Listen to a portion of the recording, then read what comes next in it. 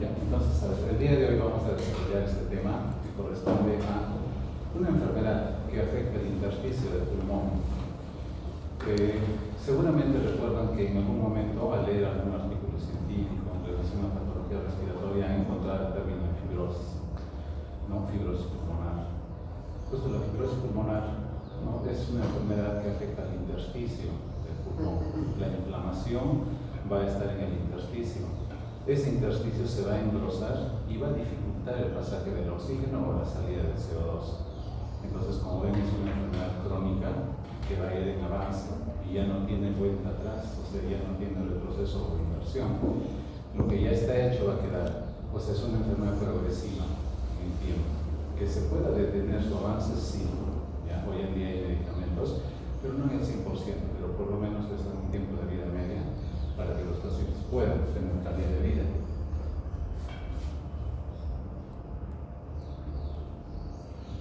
Para comprender la enfermedad debemos recordar que toda aquella estructura que da el soporte al pulmón, que es el tejido colágeno, sea distribuido a través de tabiques, acompañando a los vasos, a los bronquios, le va a dar cierta resistencia a ese parénquima. Esa estructura es el intersticio pulmonar, como vemos en esta figura. Y un poco analizando más microscópicamente, ven acá un septo, ¿no?, que hace que se conforme un lobulillo secundario, como le llaman. Entonces, este septo es el que se va a engrosar finalmente cuando ocurre inflamación en este intersticio. Ya, entonces, recuerden, todo aquello que escuchaban con el nombre de fibrosis pulmonar se refiere a enfermedades que afectan el intersticio. Y por ende también se van a denominar como enfermedades intersticiales, ¿no? Viendo la ultraestructura, ¿no?, microscópica. Esto es lo normal, lo que debemos recordar, ¿no? Un bronquiolo respiratorio, los alveolos, los ductos alveolares, hay comunicación entre alveolo y alveolo, ¿no? Los poros de Kohn, entre bronquiolo y bronquiolo, los de Martin, ¿no?, que fisiológicamente no van a estar en actividad, solo cuando hay inflamación entran en actividad. Y aquí vean en un corte microscópico el intersticio, cómo va a estar dispuesto, ¿no? Puede estar dispuesto entre el endotelio y el epitelio alveolar, o entre epitelio alveolar con epitelio alveolar, ¿no? Aquí hay otra microscópica, quizás solamente para recordar, ¿no?, qué células componen el alveolo. Ustedes ven acá el memocito tipo 2, ¿no? O sea que en el alveolo, ¿qué células hay? Solamente hay 3: macrófagos, memocitos tipo 2 y memocitos tipo 1. Los tipo 2 dan lugar al surfactante, fosfatidilcolina, lecitina, ¿no?, y dan lugar a los memocitos tipo 1, que van a tapizar el 97% del alveolo. Memocito tipo 1 que provienen del tipo 2. Y también van a estar las células de la defensa, principalmente macrófagos. No hay más células, ¿no? Y para reforzar, el intersticio, fíjense de qué está compuesto, ¿no? Colágeno, 1, 3, 4 y algunas proteínas, componentes celulares, ¿no?, que activamente se van a desarrollar cuando hay inflamación, ¿no?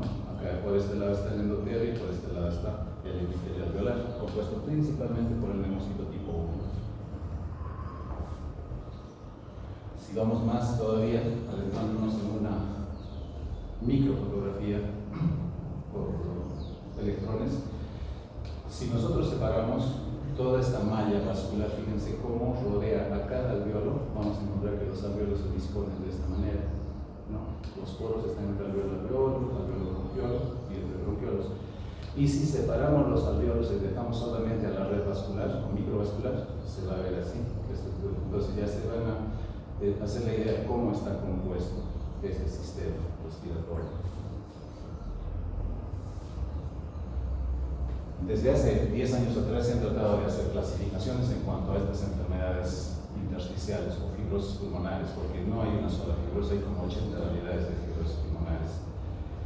Entonces, la que quizás un poquito más didácticamente se acerca a lo que es esta clasificación es la encarga, ¿no? Las que son de causa conocida y las que son de causa no conocida, ¿no? Al final va a haber sobre tres grupos: aquellas que forman granulomas, enfermedades granulomatosas como vasculitis, aquellas enfermedades granulomatosas de etiología desconocida, porque principalmente está la sarcoidosis, y aquellas que no se sabe de etiología, ¿no? Está la linfangiomatosis, proteinosis alveolar, células de Langerhans. Pues lo que vamos a ver son las que tienen etiología o origen conocido, que son este grupo, ¿no? Clasificación de las neumonías intersticiales o fibrosis pulmonares idiopáticas. Y en este grupo todavía hay tres subgrupos. Fíjense, las más frecuentes son el primer grupo, ¿no? Neumonías intersticiales idiopáticas. Está la fibrosis pulmonar idiopática, la intersticial inespecífica, las bronquiolitis y así. En el otro grupo están neumonías de presentación rara, sin origen conocido. Y incluso hay un tercer grupo donde no se puede clasificar, o sea, tienen componentes de otros tipos de fibrosis y no entran en ninguna clasificación cabal. De estos tres subgrupos, el que vamos a ver hoy día es este primero, y de estas 6 fibrosis pulmonares o intersticiales, vamos a ver a la que es más frecuente, esta fibrosis pulmonar idiopática. Dicho sea de paso, aparte de que es la más frecuente, no tiene cura. No tiene cura, a diferencia de las demás fibrosis de ese grupo, que sí se pueden manejar o controlar, ¿no? Entonces, la fibrosis pulmonar idiopática, la forma más grave es como decirle al paciente que tiene un cáncer avanzado, que no tiene cura y no se sabe el origen. Bueno, este es el Hospital de Brompton en las afueras de Londres, donde se inició la investigación de estas enfermedades intersticiales, igual que el asma, ¿no? Entonces, definiendo ya a la patología que vamos a desarrollar, ¿cómo reconocemos el concepto o cómo conceptualizamos a esta fibrosis pulmonar idiopática? Forma específica de neumonía intersticial, que compromete el intersticio, fibrosante, crónica, limitada exclusivamente al pulmón. No hay otro órgano que se relacione a la inflamación y que compartan, ¿no?, rasgos patológicos como fibrosis, como por ejemplo las vasculitis. En las vasculitis, por ejemplo, hay una enfermedad o hay un síndrome que se llama pulmón-riñón. El paciente cursa con hemoptisis y cursa con hematuria o microhematuria. Entonces, esta enfermedad no cursa con esa forma de presentación. La enfermedad se da exclusivamente al pulmón, ¿no? Afecta el intersticio, no tiene una causa conocida hasta la fecha, y que afecta inicialmente a mayores de 50 años. O sea, muy raro es encontrar a personas menores de 50 años, ¿no? Y que se asocia a hallazgos histopatológicos o estudios radiológicos comunes. ¿Ya? Entonces, es una enfermedad intersticial crónica, la más severa, que no tiene cura, no tiene causa conocida, ¿no?, y que es la más frecuente de ese grupo de neumonías intersticiales. La epidemiología. Acá en el Perú no se ha hecho estudio acerca de la epidemiología de esta enfermedad. Estos son datos de otras latitudes, de España, Estados Unidos, ¿no? Por ejemplo, en España lo que se conoce de esta enfermedad es que la incidencia va en este rango, de 4 a 7 por 100.000 habitantes. Y la prevalencia en cuanto al sexo es más en varones, más frecuente en varones. Y de esas fibrosis pulmonares que hemos visto en el primer grupo, es la más frecuente, 17 a 27%. Y por supuesto la más grave también, e incurable.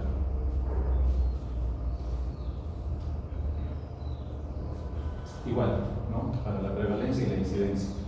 Por ejemplo, aquí hay 3 estudios, y los 3 estudios coinciden, ¿no?, en prevalencia, que la enfermedad se empieza a manifestar a partir de los 50 años en adelante.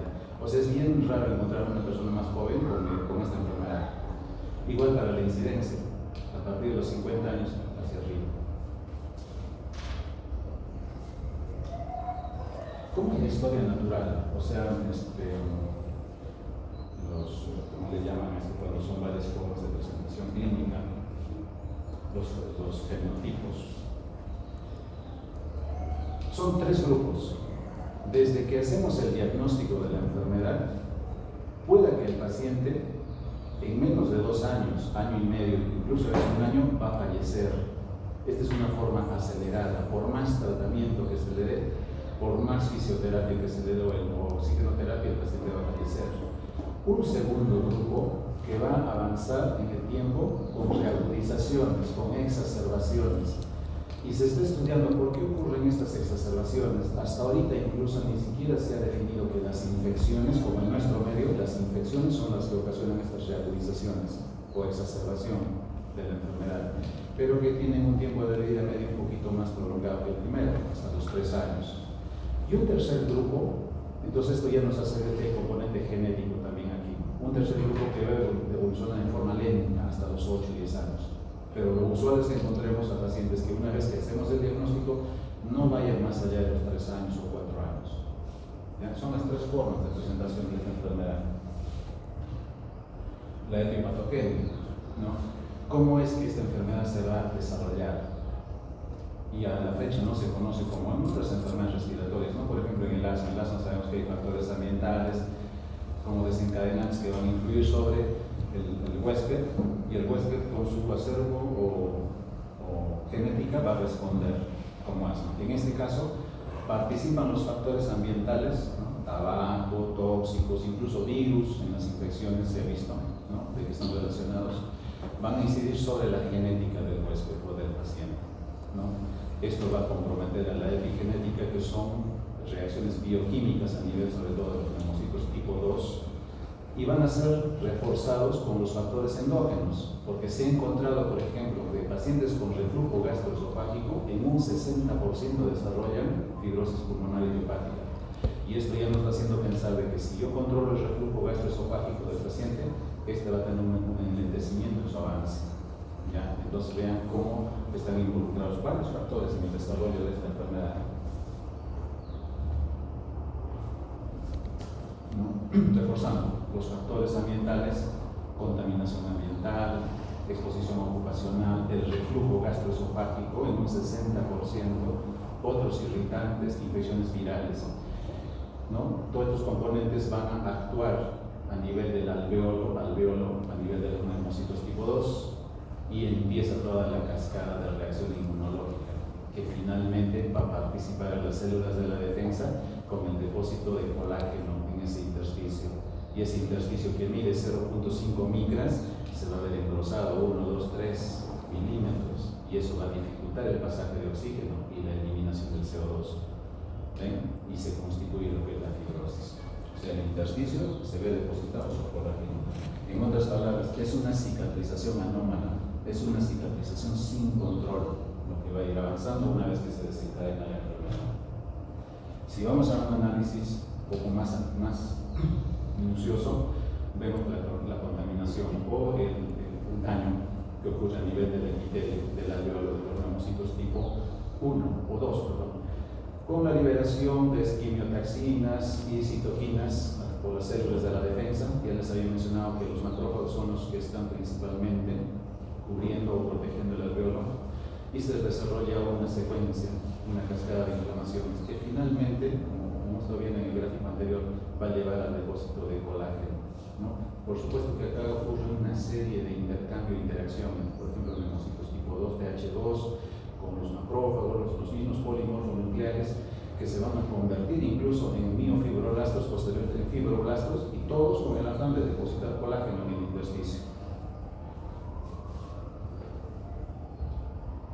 Solamente es para esquematizar cómo la membrana alveolo-capilar, que es aproximadamente 0.5 micras, una vez que se desarrolla la enfermedad inflamatoria crónica, llega a engrosarse, ¿no? Y por este grosor no pasa con facilidad el oxígeno. Consecuencia clínica, el paciente entra en una hipoxemia crónica con las complicaciones, por supuesto, ¿no? Como es polimorfia secundaria, hipertensión pulmonar, cor pulmonar. Si vamos al estudio patológico, entonces lo que se va a reconocer es que el patólogo, en vez de llamarla fibrosis pulmonar idiopática, le da su propio nombre con los hallazgos de ese tejido comprometido. Y ese nombre para los patólogos es neumonía intersticial usual. O sea, si lo vemos desde el punto de vista patológico, vamos a encontrar en los artículos de que se considera la fibrosis pulmonar idiopática desde el punto de vista patológico como neumonía intersticial usual. ¿Y cómo se caracteriza? Se caracteriza el patrón, ¿no? Hay todo un área de depósito de colágeno con brotes, ¿no? Llenos de colágeno, y alvéolos que todavía se conservan ventilando. O sea, son las tres partes que componen a la neumonía intersticial usual, que es el sustento patológico para denominar a la fibrosis pulmonar idiopática.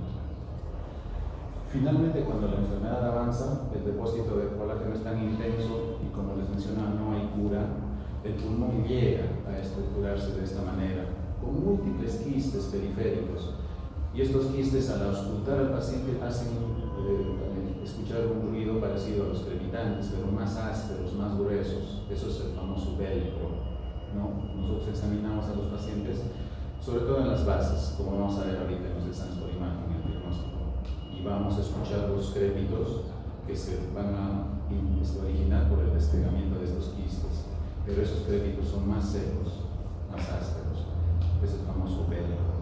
Por supuesto que en estos crepitantes no hay vectoriloquiáfona como la que encontramos en la neumonía o condensación. En la condensación nosotros le decimos al paciente, escuchamos los crepitantes finos y le decimos al paciente diga 33 en voz susurrada o cuchicheada, y nosotros nítidamente escuchamos con el estetoscopio la voz, por más susurrada que esté.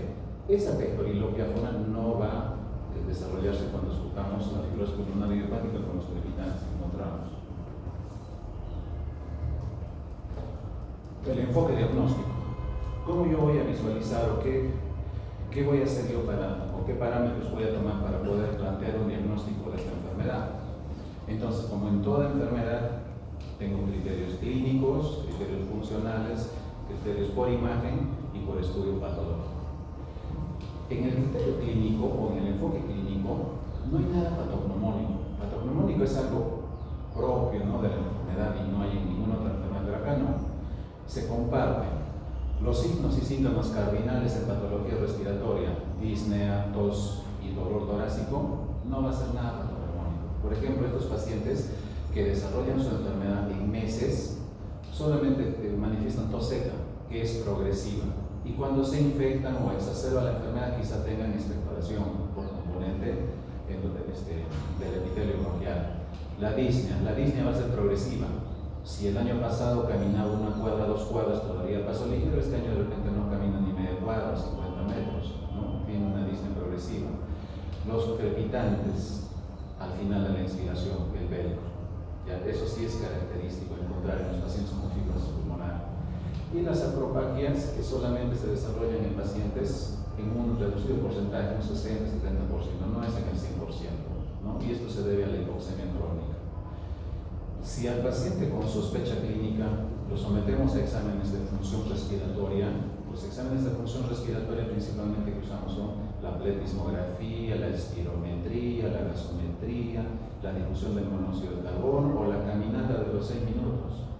En este caso, si le hacemos las pruebas de función pulmonar, vamos a encontrar que el tamaño pulmonar, por ejemplo, va a ser pequeño. En todas las fibrosis pulmonares siempre vamos a tener pulmones pequeños. ¿Por qué? Porque el colágeno que se deposita en el intersticio va a ocasionar una fuerza hacia el centro del tórax, ¿no? Esa es la elasticidad. Por eso es que los pulmones, como se dice, se achican. Son pulmones más pequeños, radiopacos en la radiografía de tórax. A diferencia de las obstrucciones a asma y que son más amplios, más radiolúcidos, ¿ya? Entonces, si le hacemos estudio por imagen, por ejemplo, vamos a encontrar reticulación. Para recordarles también, cuando ustedes ven una placa de tórax, que usualmente ahora es ¿cómo se llama? Ya no el estándar, sino la digital, vean los criterios. No son 5 criterios que siempre hay que tener en cuenta: que esté centrada, que esté inspirada y que no, el voltaje, que no tenga ni poca ni mucha exposición al voltaje. El cuarto o quinto, que es que no esté amputada, que se vean los 2 senos postofrénicos o que sea preferentemente póstero anterior, puedan o no estar presentes, pero sí los 3 primeros: que esté centrada, que esté inspirada y que no tenga ni poco ni mucho voltaje, porque si no, nos va a hacer erróneamente una interpretación. Entonces, ¿qué es lo que vamos a ver? Y cuando vemos una radiografía con criterios que estén en normalidad, solamente vamos a encontrar 3 patrones. O hay un patrón alveolar, o hay un patrón intersticial, o hay un patrón destructivo. El patrón alveolar es simplemente una mancha blanca, una radiopacidad blanca, puede ser segmentaria, subsegmentaria o global. con un broncodrama aéreo interior, o sea, los bronquios más radiolúcidos rodeados del parénquima inflamado, que es la opacidad. Entonces, si hay una opacidad con broncodrama, eso es patrón alveolar. Ese es un patrón. El otro patrón es de estas enfermedades, que solamente vamos a ver líneas que se entrecruzan, micronódulos o nódulos, ¿no? Entonces, y si es que vemos en una radiografía pulmón con varias cavidades, cavernas, bronquiectasias o atelectasias cicatrizales, ese es el destructivo. En este caso, lo que vamos a ver es el patrón intersticial, ¿ya? Principalmente reticulación. Y en el estudio histopatológico, como hemos visto, los hallazgos que corresponden a la neumonía intersticial usual.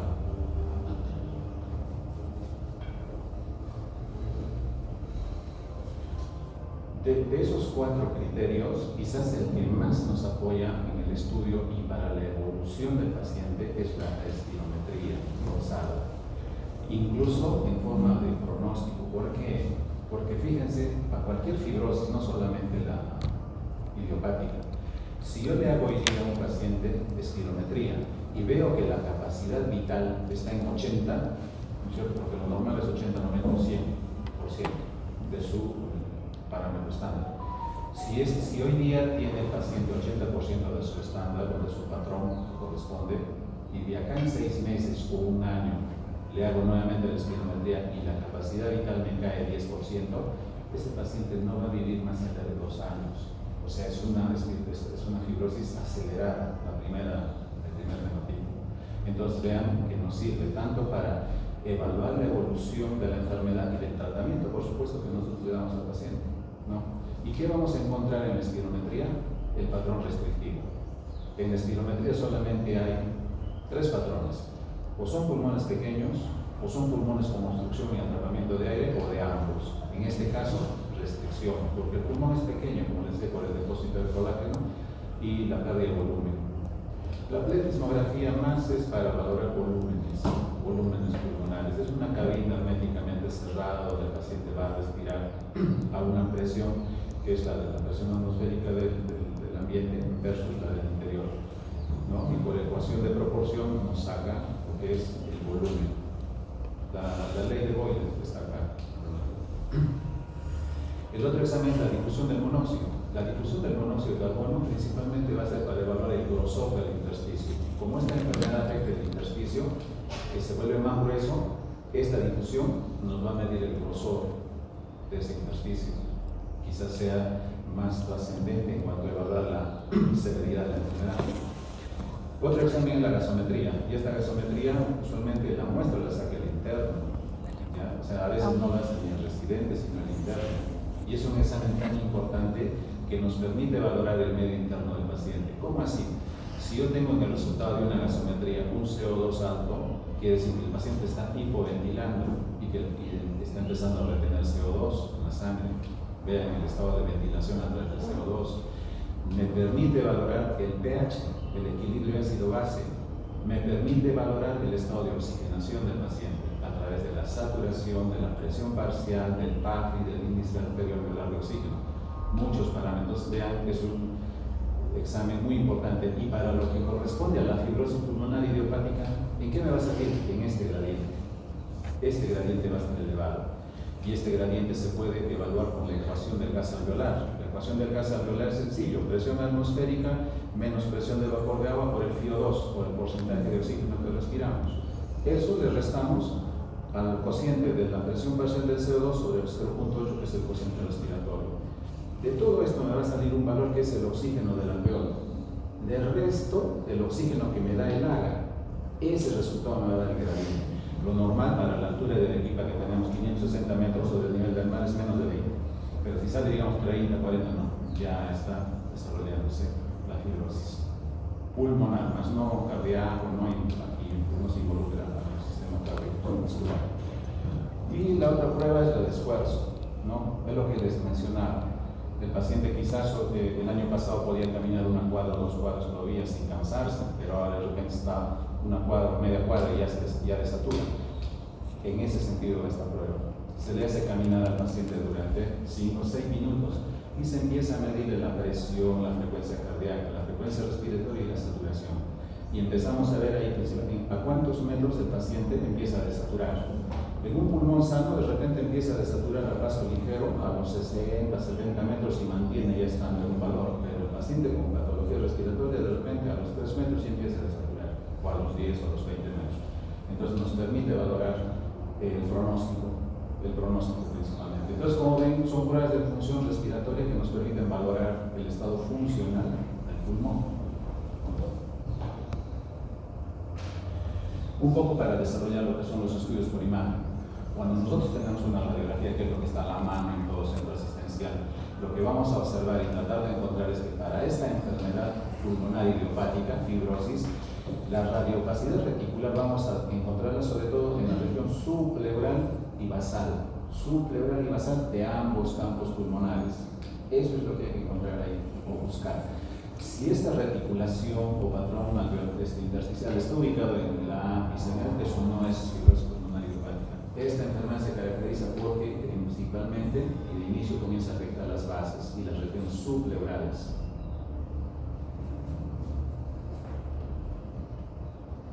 Si con la radiografía tenemos alguna duda todavía que no nos permite afirmar que estamos frente a esta enfermedad, pasamos al otro estudio de mayor rendimiento diagnóstico, cuál es la tomografía.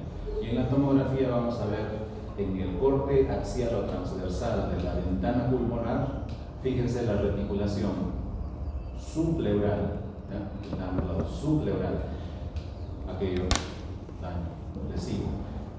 ¿Y qué nos dice los criterios? De que si nosotros vemos dos quistes, pues estas radiolucidez que se ven acá con densidad periférica, basta que veamos dos, eso ya es fibrosis pulmonar idiopática.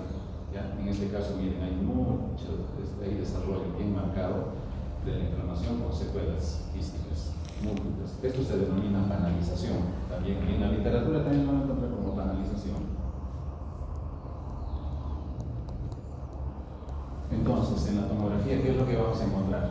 Ya quizás en el examen venga una pregunta en relación a esta diapositiva, porque acá dice hallazgos en la tomografía que excluyen, ¿ya? Pues se excluyen, o sea, estos hallazgos no son componentes de fibrosis pulmonar idiopática, son de otros tipos de fibrosis, ¿ya? Entonces, hallazgos que excluyen el patrón de neumonía intersticial usual, que es la fibrosis pulmonar idiopática. ¿Cómo así? Si encontramos que la reticulación predomina en cambios medios o superiores, eso no es fibrosis pulmonar, eso es otro tipo de fibrosis, mucho más benigna incluso. Si el predominio es peribroncovascular a nivel de ilios, hacia afuera, tampoco. Si hay presencia importante de vidrio deslustrado, que es el otro patrón tomográfico de inflamación del intersticio, no es. Porque el vidrio deslustrado más se ve en las fibrosis, en el COVID, en la influenza, en todas las inflamaciones intersticiales por virus, ahí se ve este vidrio deslustrado. Es una radiopacidad tenue. Ya, entonces, si encontramos ese vidrio deslustrado, no es fibrosis pulmonar idiopática. ¿No? Si encontramos numerosos micronódulos, ¿no? Tampoco, porque no hay nódulos, más hay reticulación y quistes en la fibrosis pulmonar idiopática. Si encontramos quistes múltiples, bilaterales, distantes de las zonas de panalización, o sea, encontramos panalización en las bases, encontramos también quistes en otros lugares, no es fibrosis pulmonar idiopática y puede estar confundiéndose con la fibrosis pulmonar debido al reumatismo o a algunos medicamentos que también simulan. Si encontramos patrón en mosaico o atrapamiento, tampoco, ¿no? Porque el mosaico es inflamación por segmentos. Y si hay consolidación segmentaria, que es más neumonía.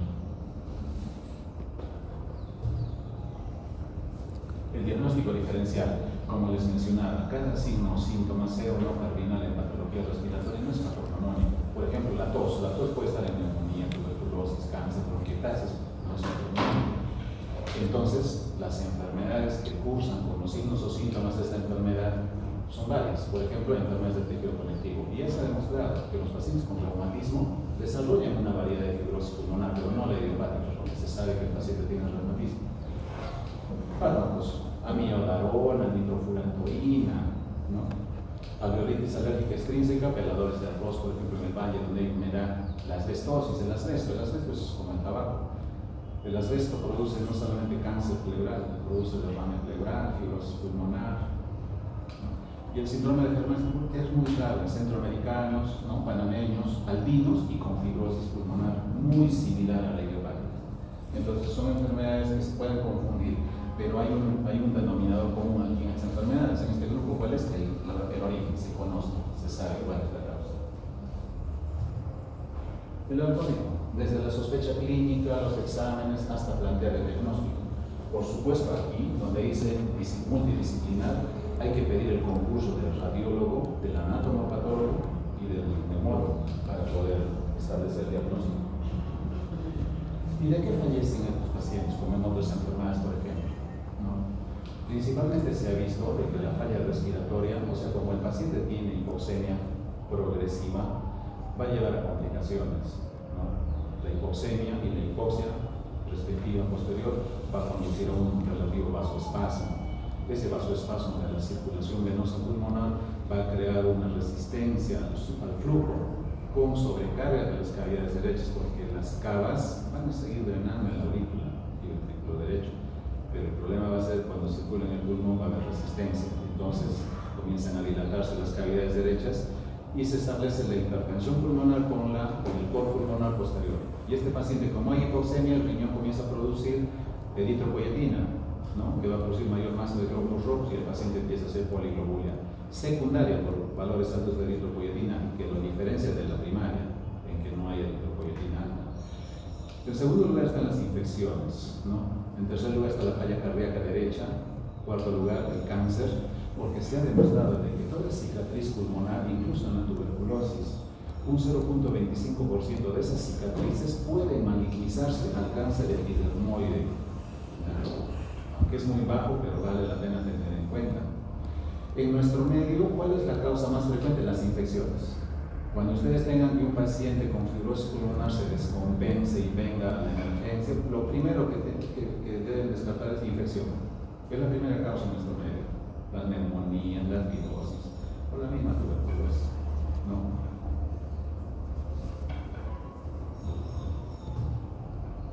Vamos con el tratamiento. Yo les mencionaba de que no hay tratamiento, en verdad no hay tratamiento, porque una vez que se ha desarrollado la enfermedad, ahí está, y ahí queda y sigue avanzando. Pero ya desde hace 5 años atrás, a nivel mundial, se han aceptado 2 fármacos que pueden frenar, como se dice, de alguna manera, el avance acelerado de la enfermedad. Y estos 2 fármacos son la pirfenidona y el nintedanib. En nuestro medio en Arequipa hay los 2 fármacos. La única desventaja es de que el costo. Si es en nombre comercial normal, el tratamiento mensual alcanza por bordar los 14.000 soles, pero también haya ocurrido, como ocurre en otros aspectos a nivel nacional, hay pacientes que se lo hacen traer, como se dice, de contrabando, se roban a 1.200 al mes, y hay laboratorios que están ahí para apoyar sobre todo. Entonces se reduce, pero de todas maneras es un costo, ¿no? Mensualmente, que el paciente tenga la posibilidad de costear un tratamiento o cualquiera de estos, va a exigir mucho económicamente. Entonces, ¿qué se ha demostrado? Por ejemplo, la pirfenidona, estos son los estudios que han demostrado, ¿no? Enlentece el deterioro de la capacidad vital forzada. Como les decía, la capacidad vital es la que principalmente comienza a deteriorarse, a disminuir. ¿Y qué componentes están involucrados en la capacidad vital? El volumen corriente o volumen tidal, que mueve medio litro, el volumen de reserva inspiratorio, que mueve 3 litros, y el volumen de reserva expiratorio, que mueve 1,5 litros, litro 200, litro y medio. La suma de esos 3 volúmenes de reserva inspiratoria, el regular tidal y el expiratorio son la capacidad vital forzada. Eso es lo que se comienza a deteriorar. Y eso es lo que este medicamento comienza a atenuar, o sea, no disminuye en el tiempo, o lo hace muy lentamente. Han encontrado que aumenta la supervivencia de los pacientes. Si un paciente con la forma acelerada vivía 1 año y medio, 2 años, que se ha demostrado que los pacientes pueden llegar hasta los 6 años, 5 años, 6 años.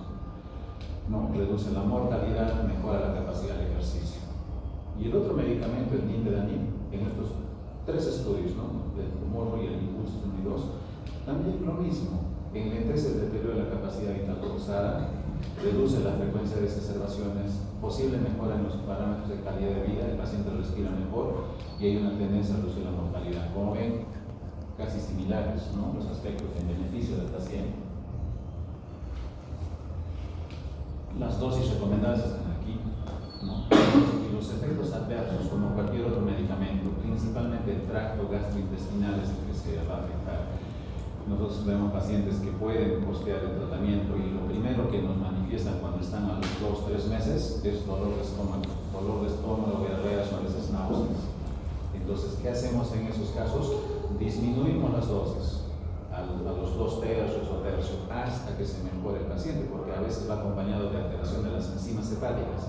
Entonces, hasta que mejore el paciente clínicamente o las enzimas o la bioquímica del hígado se normalice, nos instalamos el valor que corresponde, ¿no?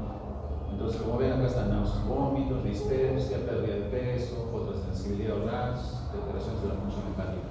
El otro medicamento va por ahí, miren, diarrea, náuseas, dispepsia, anorexia, alteraciones de la función hepática. La biodisponibilidad, ¿no? ¿Quiénes aumentan la biodisponibilidad o mejoran el efecto?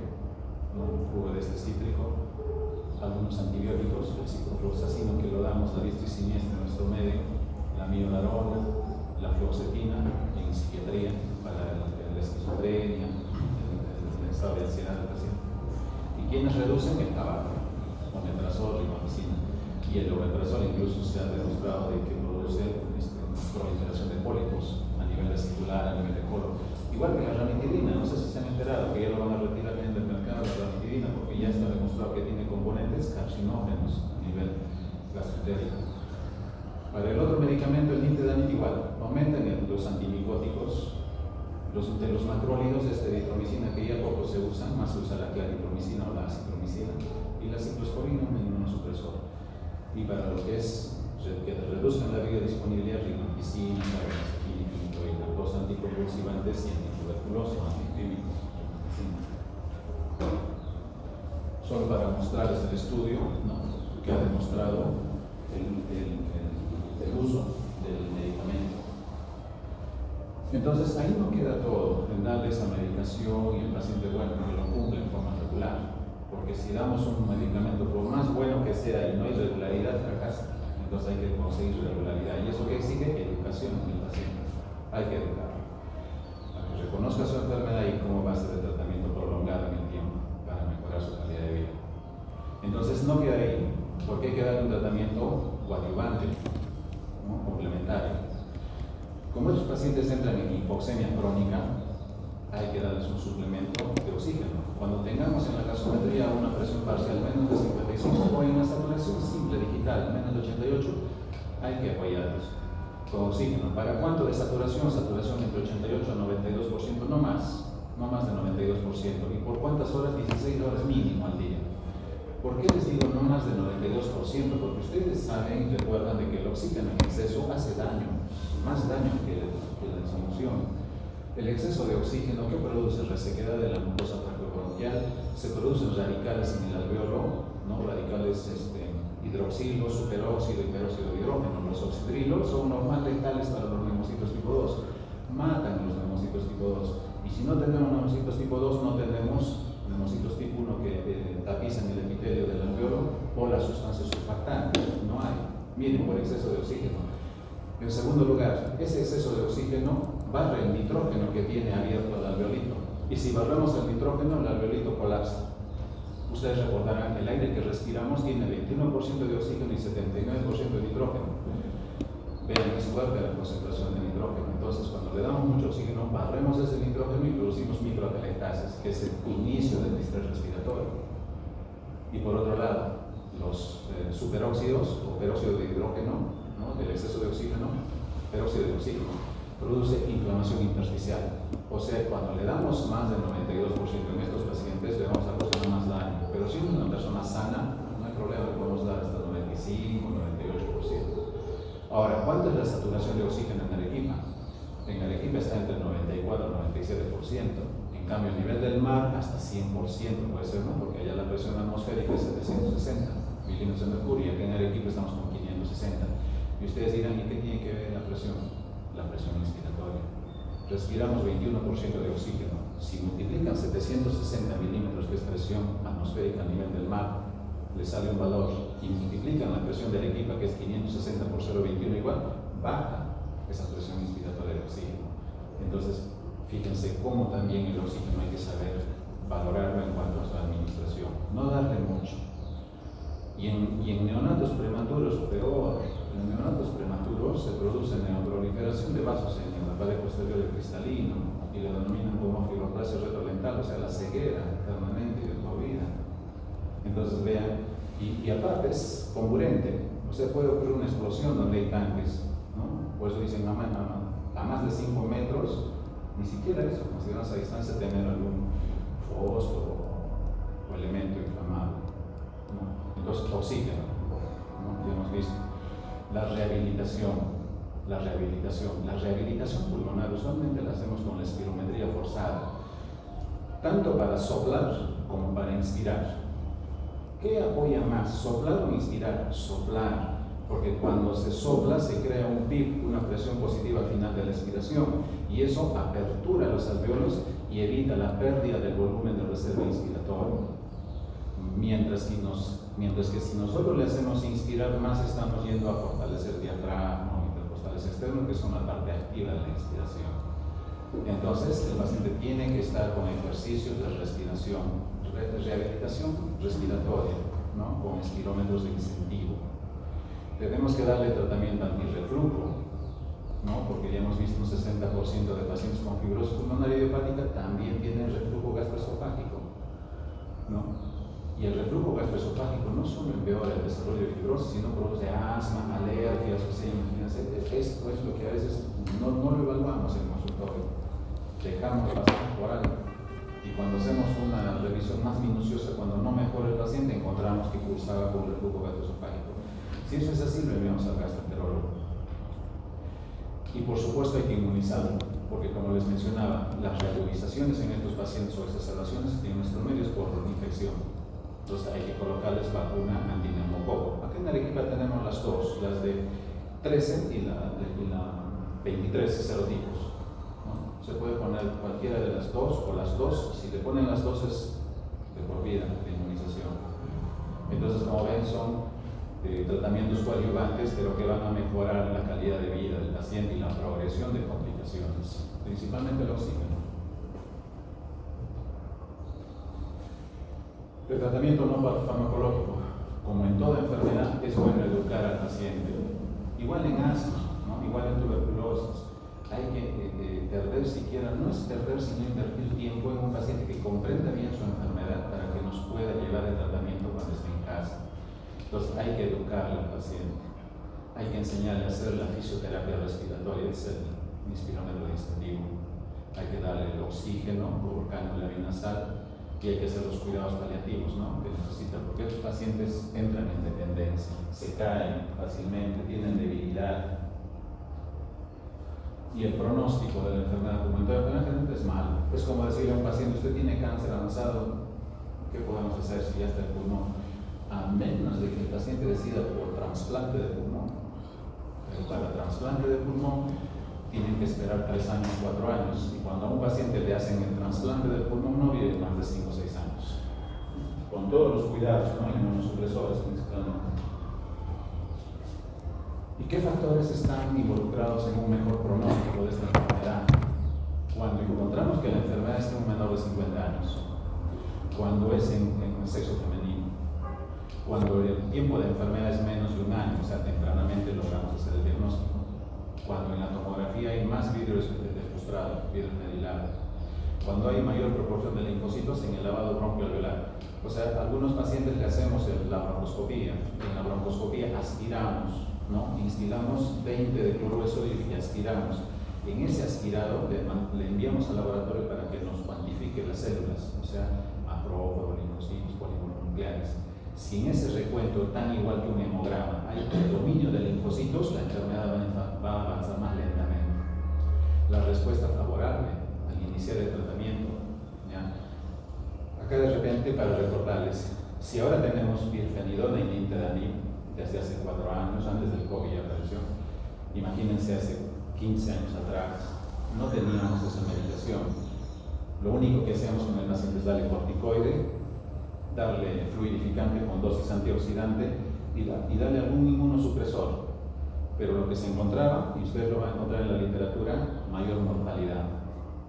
Eso hizo que se tenga temor a utilizar esa medicación y solo se daba pie a utilizar solamente corticoides. y una que otra vez antioxidantes como el N-acetylcisteína. Ya, entonces, acá también antecedentes del tabaquismo, porque el tabaco da la otra neumonía de tipo intersticial descamativa, se llama, ¿no? Que es más benigna y mayor intracelular en la biopsia, porque aquí hay inflamación más que infiltrado de fibroblastos en el intersticio, ¿no? Entonces, como ven, es una enfermedad que quizás no se habla tanto como una neumonía usual, una neumonía adquirida en la comunidad, pero es un tipo de neumonía que afecta el intersticio y que a la larga va a llevar al paciente a una incapacidad funcional con dependencia de oxígeno y sus complicaciones con la falta de oxígeno. No sé si hay alguna pregunta al respecto. Eso que les decía, la saturación de oxígeno en Arequipa es del 94-97%, eso lo ha hecho un trabajo de tesis de un interno, ¿no? En el COVID no se sabía, porque en el COVID venían pacientes con saturación del 92% y decían, está bien, ¿no? Y clínicamente el paciente sonríe, se comunica, pero brazo es rojo, porque la saturación en Arequipa era del 94-95, no debía bajar del 94%. Entonces, ¿qué hizo la estudiante cuando estuvo haciendo el internado? Cogió 13 centros de salud de Arequipa. De esos 13 centros de salud seleccionó en la muestra, o sea, de la población sacó la muestra de 300 pacientes, y a los 300 pacientes sin patología, sin antecedentes comórbidos, les hizo la saturación de oxígeno y encontró que la saturación de oxígeno en nuestra población y la altura de 560 metros a nivel del mar es del 94 al 97%. Eso es. En cambio, a nivel del mar, que la presión atmosférica es 760, pues está hasta 100%. Entonces, esos datos de nuestro medio son importantes, que nos son útiles, ¿no? En el momento de manejar al paciente con una patología relacionada. ¿Alguna inquietud? ¿Alguna otra?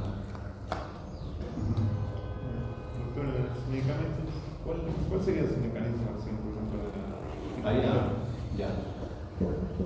Son citoquinas, o perdón, son ¿cómo se llaman? Dentro de la bioquímica.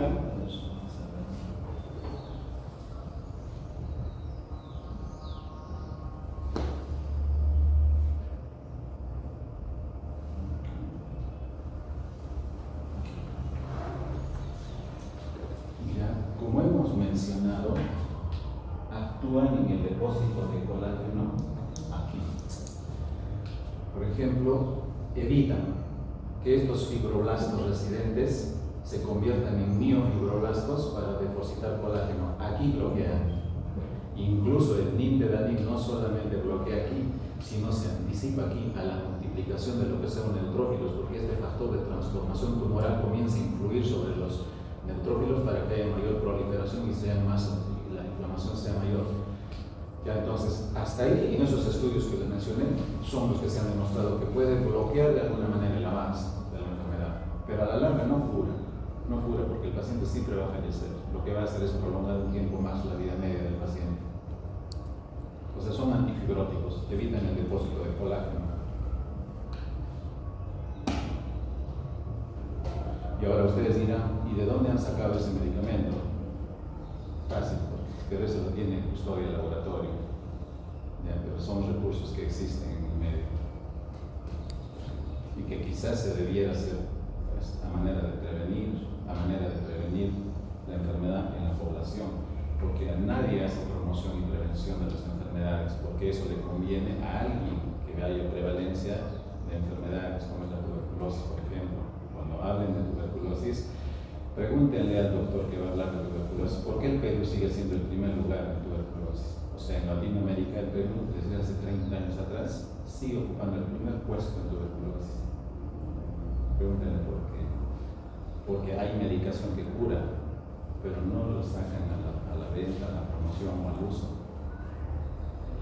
La patente la tienen los laboratorios. Lo que han sacado ahora último son dos. El bedaquiline, por ejemplo. En tuberculosis van a ver, hay una forma tan agresiva que es la XDR, que no responde a ningún tratamiento. Ese XDR antes duraba 2 años de tratamiento y solo curaba el 60%. Pero ahora hay este nuevo tratamiento con bedaquiline. Ese bedaquiline con una dosis circula en la sangre hasta 5 meses y solamente se da 2 semanas seguido y después ya cada semana. y la TB definitivamente se va a erradicar al microorganismo. Es interesante el microbacterio en ese momento. Igual en el cáncer, en el seminario que vamos a tener con cáncer, por ejemplo, toda la literatura que ustedes van a leer siempre van a encontrar que el factor principal es tabaco, pero nuestra población no fuma. Por ejemplo, yo les pregunto, ¿a qué fuman? Ninguno. Y los pacientes que tenemos tienen cáncer, tienen adenocarcinoma, epidermoide, microcítico y el de células grandes. Y uno le hace la evaluación, los antecedentes y nunca ha fumado. Entonces lo que hemos encontrado nosotros en ese estudio es que los factores principales de riesgo para cáncer en nuestro medio es el humo de leña, el humo de la combustión de leña o del estiércol de ganado que le llaman bosque. En segundo lugar, el agua de subsuelo. Y en tercer lugar, el polvo de las ventanas de las casas, porque el grupo que también ha tenido prevalencia es amas de casa. Entonces son factores propios de nuestro medio. El humo de la leña, eso se sabe. Y ustedes van a encontrar en las revistas cómo es su mecanismo, ¿no? Incluso actúa a nivel de receptores y de la genética de la persona, del huésped. Pero el agua de subsuelo, ustedes dirán, pero ¿qué tiene que ver el agua de subsuelo? ¿No? ¿Se imaginan qué tiene el agua de subsuelo? La OMS, la Organización Mundial de Salud, hace 15 años atrás ha publicado 2 artículos, ¿no? Donde en todo el sur del Perú y el norte de Chile tiene altas cantidades de arsénico en el subsuelo, y el agua de subsuelo acarrea el arsénico. Y no solamente va a ser predisponer al desarrollo de cáncer, sino a diabetes por 3 mecanismos, y la diabetes hoy en día es una epidemia. Entonces, son trabajos que a veces nos permiten afrontar, enfocar el diagnóstico, búsqueda del diagnóstico en nuestra población, ¿no? Porque después la literatura sí es importante, muy necesaria, pero a veces es la actitud de la mayoría. Si ustedes subieran cada año, son como 20 millones de artículos que se publican en cuanto a medicina, ¿no? Imagínense para leer todo ello por especialidades, ¿no? Pero es una enfermedad así que desarrolla. Entonces, ¿cómo actúa? Bueno, bloquea el depósito de colágeno por parte de los fibroblastos, por la multiplicación de los fibroblastos, amigos fibroblastos.